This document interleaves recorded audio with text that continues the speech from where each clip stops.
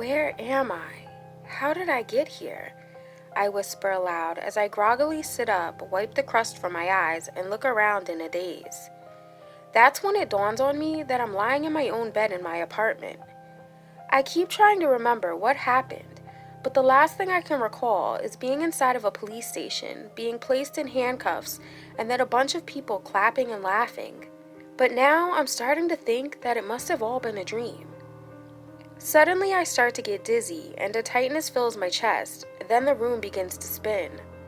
I close my eyes for a moment and rub them, and once I open them again, I don't feel any better, so I decide to head to the bathroom for some aspirin. But as soon as I get out of bed, an intense pain shoots through the right side of my body, and as I look down, that's when I see a small amount of blood soaking through my shirt.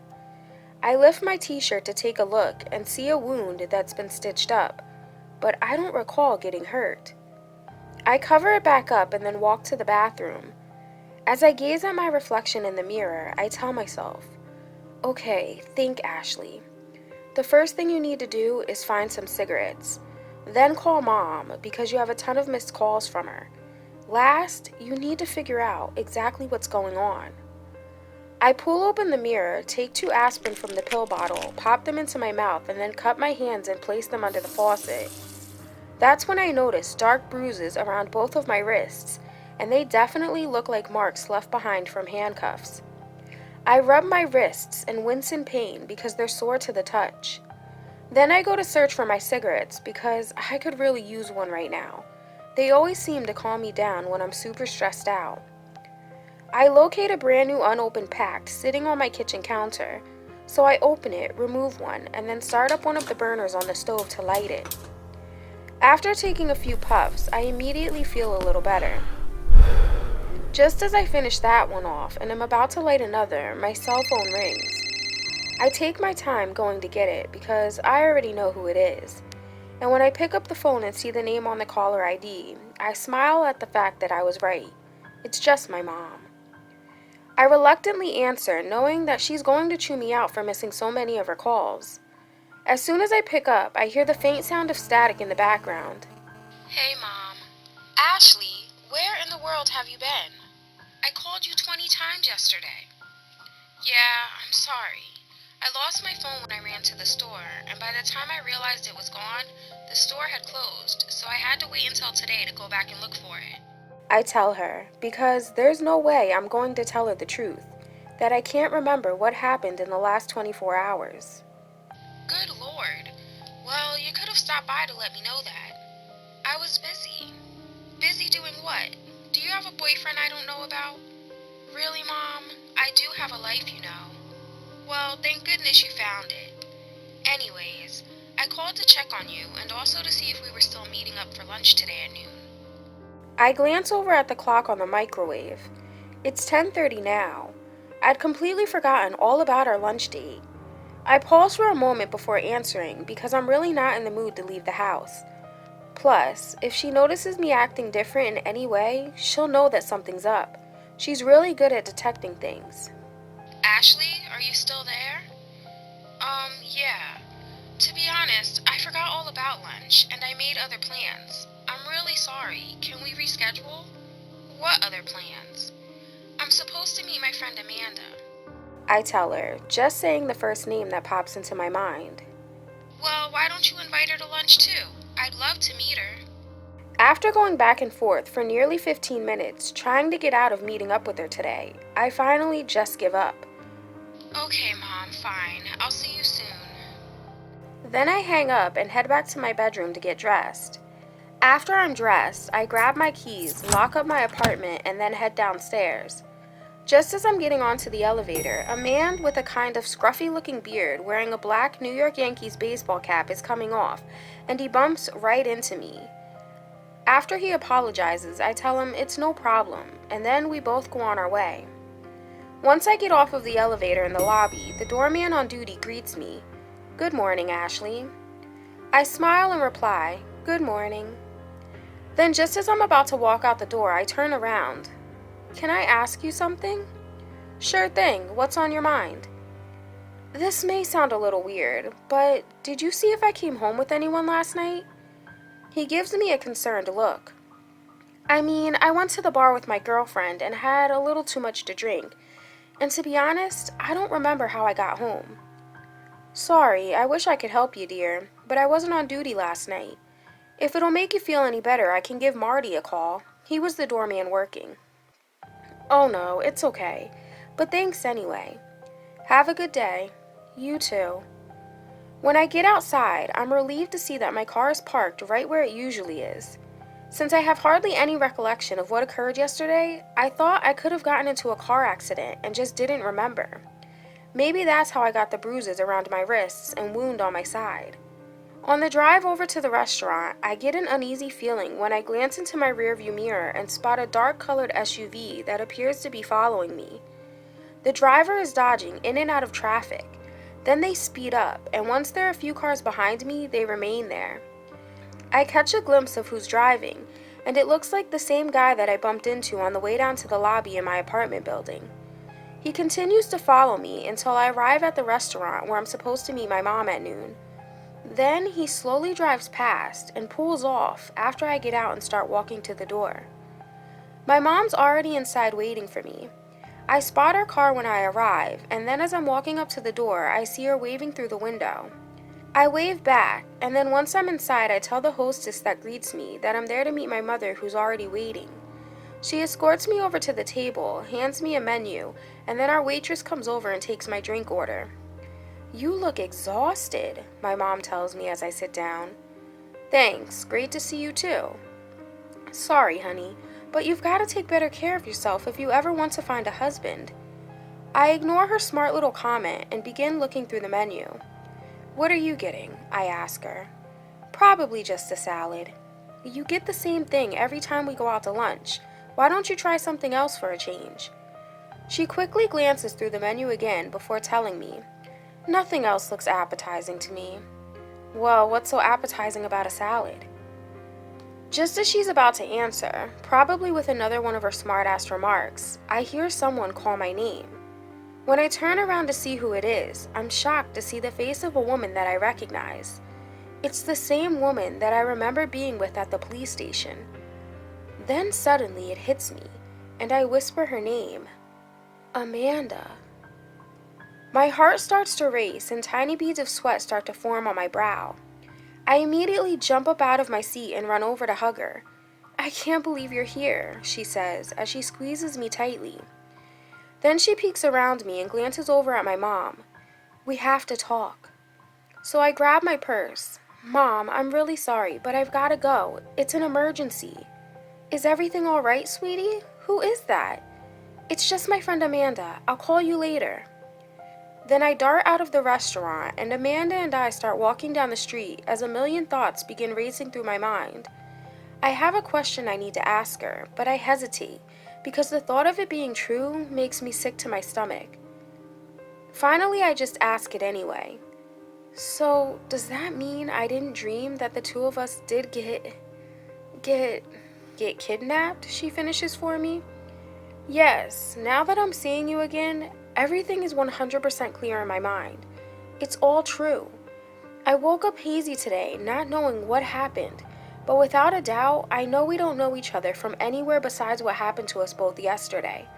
So, when you responded when I called your name back there, it confirmed that I wasn't just imagining it all. She suddenly pauses and gazes at me with a look that's indescribable. After a moment, I look away and realize that we've just been walking with no actual destination, and then I spot my car parked right down the street. Let's go back to my car and we'll figure all of this out. Okay, she answers as we turn around and start walking in the other direction. So what next? I ask her as soon as she slides into the passenger seat. I don't know, but I think that we should definitely stick together. I agree. You're welcome to come stay at my apartment with me until this is all over. I have a spare bedroom, I offer. Thanks, I really appreciate it. So, where's your car? Do you need me to take you to go get it? No, I actually took the bus here. Oh, okay. Well then, I guess for now, let's just head back to my place. So we drive back to my apartment, and then once we're inside, I ask her, have you received any strange texts or calls? No, nothing. What about you? No, me neither. Why don't I go make us some tea? Maybe that'll help settle our nerves.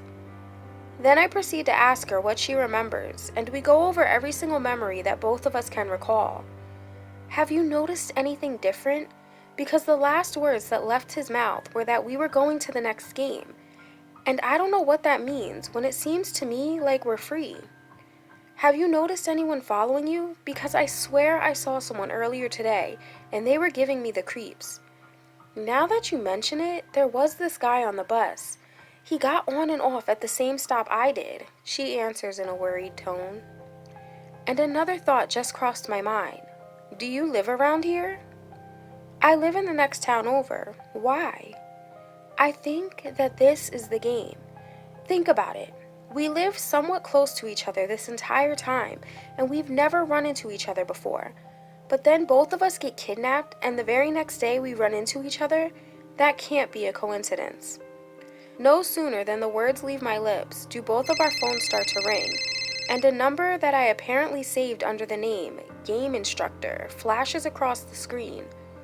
Before answering, I look over at Amanda as she turns her phone toward me, and the same name and number is flashing across her screen as well.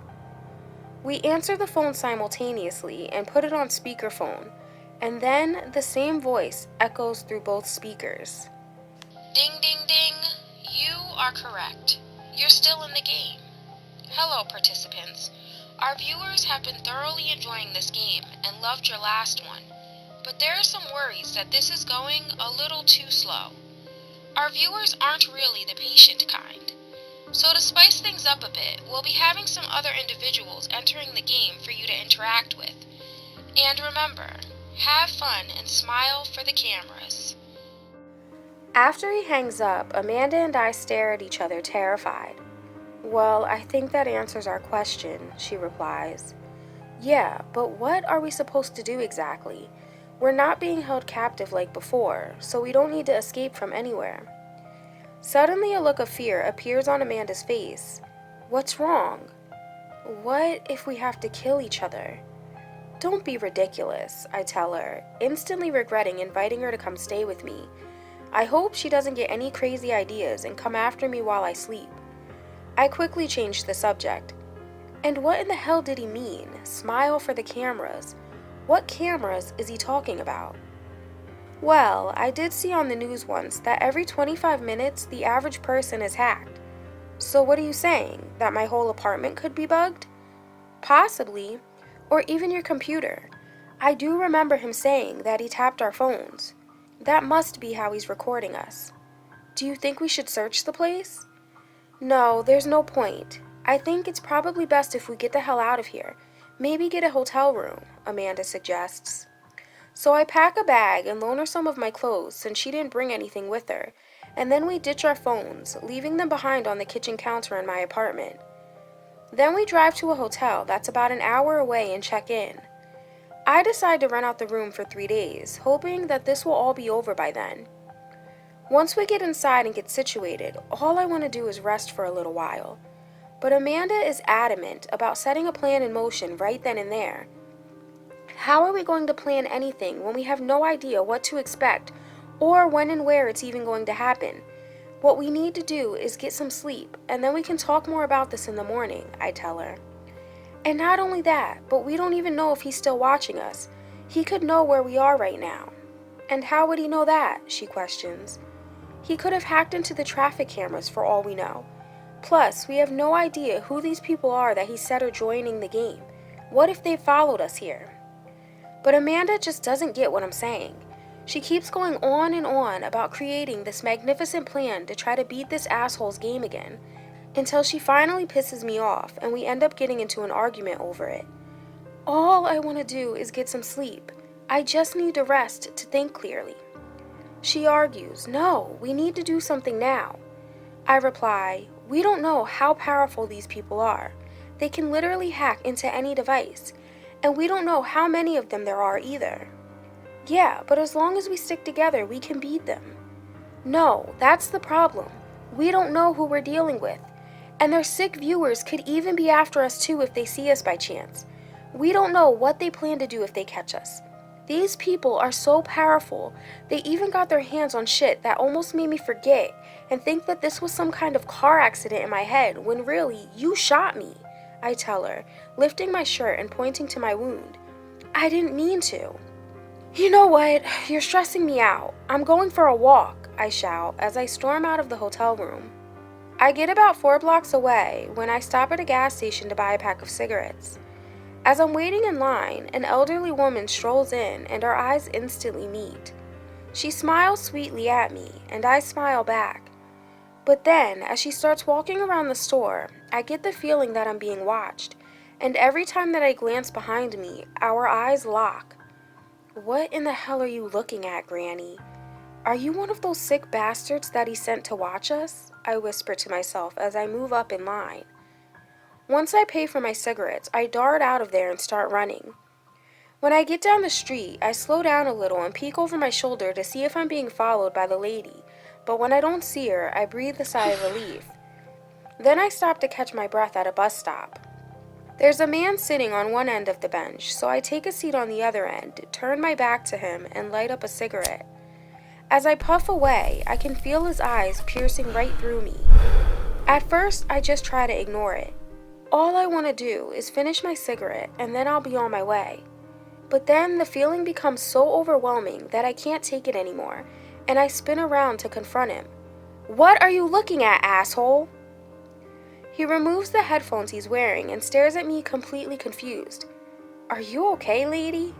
I feel so embarrassed after that. I just get up, walk away, and start heading back to the hotel, silently screaming at myself, will you stop being so paranoid? But then, when I turn to look behind me, I swear I catch a glimpse of the same man who bumped into me at my apartment building when I was getting onto the elevator, and then followed me to the restaurant when I was on my way to meet my mom. As I keep walking, the man begins to get closer and closer. That's when I know for sure that he's following me. The look on his face is one of pure concentration and determination. His gaze is unwavering. He seems to be on a mission, and that mission is that he's trying to catch me. That's when I realized that he must be one of the people the guy was talking about, one of those individuals who joined the game to spice things up. Hey lady, he shouts after me. I quicken my pace, and just like I thought, he speeds up too. Hey, I got something for you. Oh my God, what does that mean? I think to myself. So I begin digging into the front pocket of my jeans for my pepper spray as I start to run.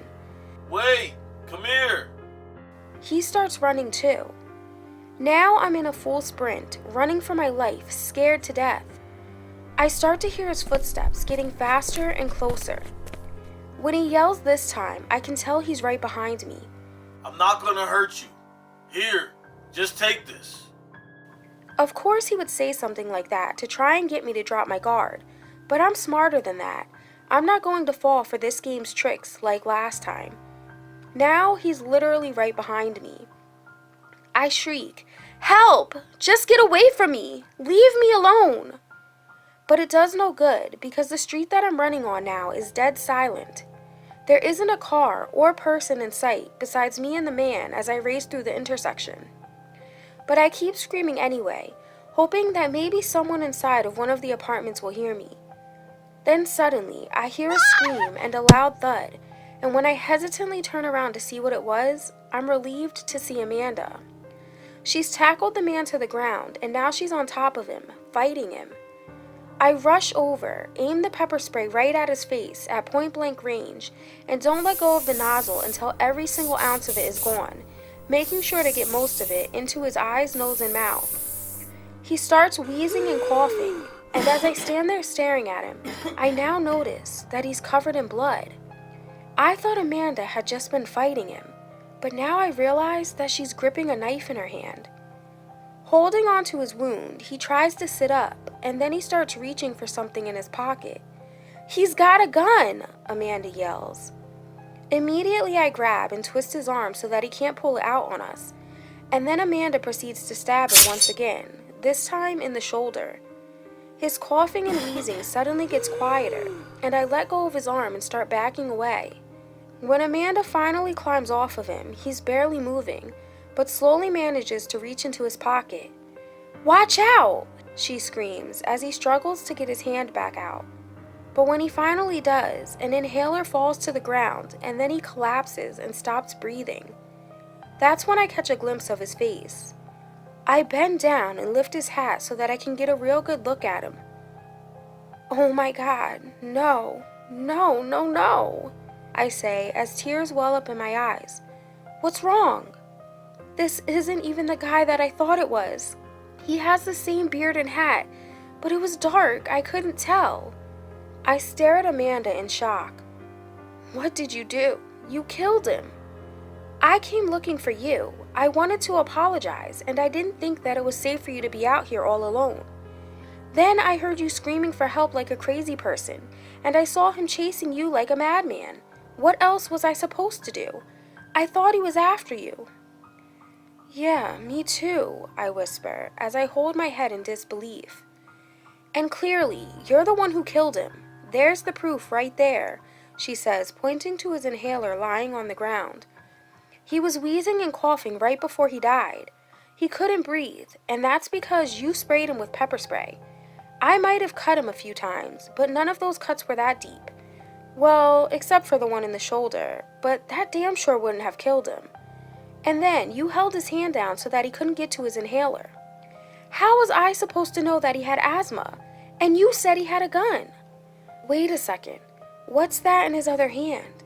Amanda asks, cutting me off as she bends down to pick it up. "Look, it has your name written on it. It's your credit card. See, he was after you." Just then, the man's phone starts to ring, and we look at each other. "There's no way. You don't think?" Amanda nods her head as the phone continues ringing. Then she reaches down and digs it out of his front pocket. The name Game Instructor flashes across the screen. She answers and then puts the call on speakerphone so that we can both hear it. After a few seconds of nothing but stifled laughter, finally a voice says, Oh man, our audience absolutely loves you too. I'll start with the good news first. I want to thank you both. This has got to be one of our highest rated streams ever. The two of you are making this more interesting every single day. We put you in game 1, and you killed somebody, which wasn't necessary. So then we put you in game 2, and yet again you killed someone else, which wasn't necessary. Usually a participant will lie, cheat, and steal, or even leave their loved ones to die, and we'll get a good kick out of that. Then they go on the run and return weeks or months later, realizing that they left for no reason and that nothing ever really happened. But when it comes to you two, the chemistry you both have seems to make you, let's just say, more hostile and violent than the average participant. And to think that all you needed from me was just a little push or shove here and there to make sure that the two of you were in the same place at the same time and ran into each other, or just a suggestion of something happening to you. And now for the bad news. That man you just murdered wasn't involved with the game at all. He was just an innocent bystander. Ashley, I believe he was trying to return your credit card that you dropped at the gas station when you apparently freaked yourself out and ran out of there. An overwhelming feeling of defeat suddenly washes over me, and I can barely breathe. Then the man continues. And now, I would like to take this time to announce the start of Game 3. Now we get to enjoy watching you both run from law enforcement after killing an innocent man. You may not have to pay for murdering my coworker, but if they catch you for this, you're going to spend the rest of your lives in a jail cell. And don't forget, we're always watching, and we'll be waiting to see what you're going to do next. Then he hangs up just as the sound of police sirens start echoing in the distance. I gaze around with a look of panic.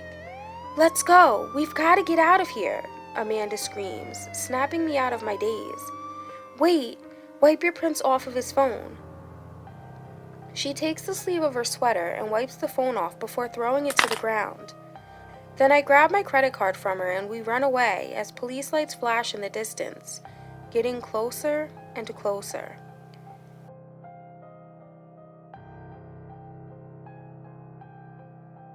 Don't forget to subscribe for new stories weekly.